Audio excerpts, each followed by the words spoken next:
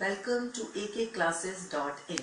Hi friends, I Abha Maheshwari will be taking your fast track economics online 11 CBSE batch from 10th of December to 25th December.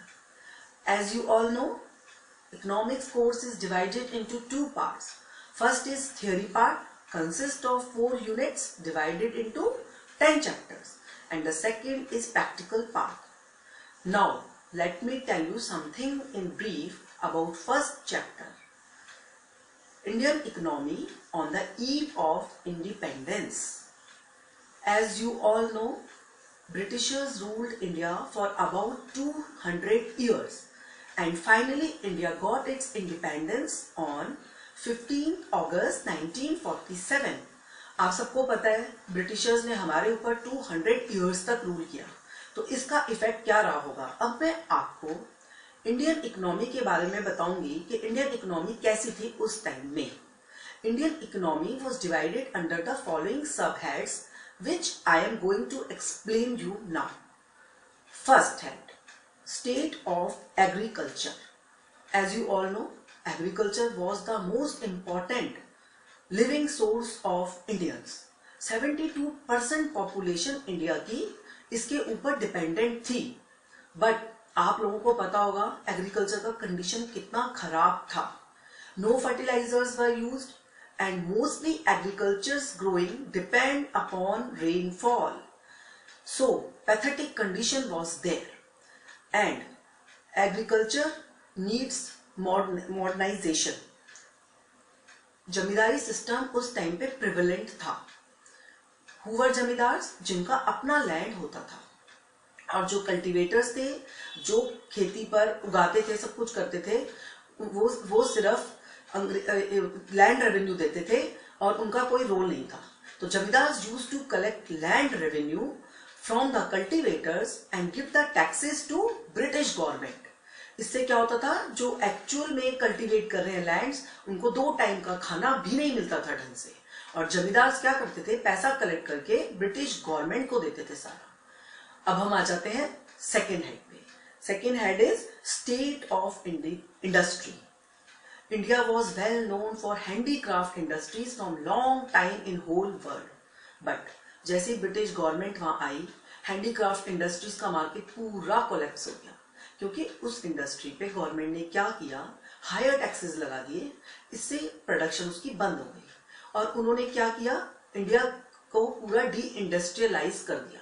इसमें उनके 2 selfish motive थे। First, एक तो India का जितना raw material था वो उन्होंने क्या करा, सारा अपनी कंट्री को सप्लाई कर दिया, ताकि वहां पर जो गुड्स है वहां पर प्रोड्यूस किए जाएं। India was only considered as the supplier of raw material for the British government, और जो वहां पर गुड प्रोड्यूस होते थे उसके बाद इंडियन मार्केट में लाकर उसको सेल किया जाता था।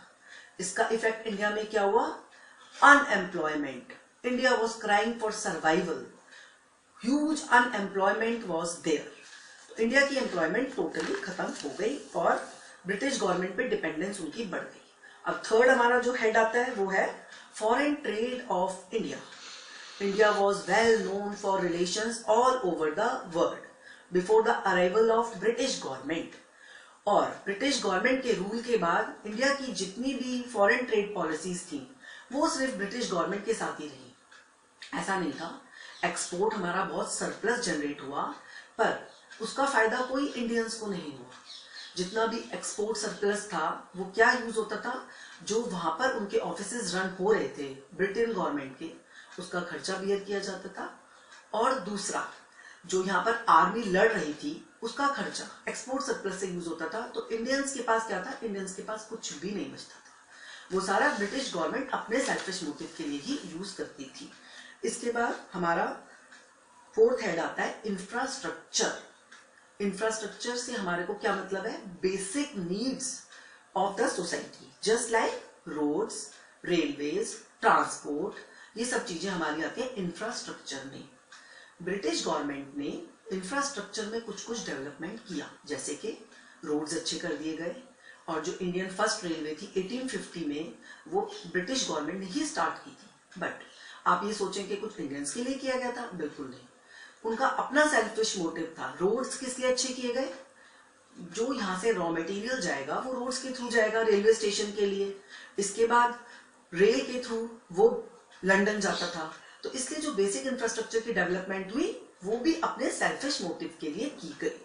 इसलिए अब हमारा फिफ्थ आता है डेमोग्राफिक स्ट्रक्चर। डेमोग्राफिक स्ट्रक्चर से आप समझते हैं high birth rate, high death rate, low level of literacy. इतने लिटरेसी बहुत लो थी, स्पेशली वुमेन को उस टाइम पे पढ़ने नहीं दिया जाता था। Indian whole literacy rate was only 16% total. Public health के लिए कुछ ध्यान नहीं दिया गया। Public health facilities were highly इनएडिक्वेट।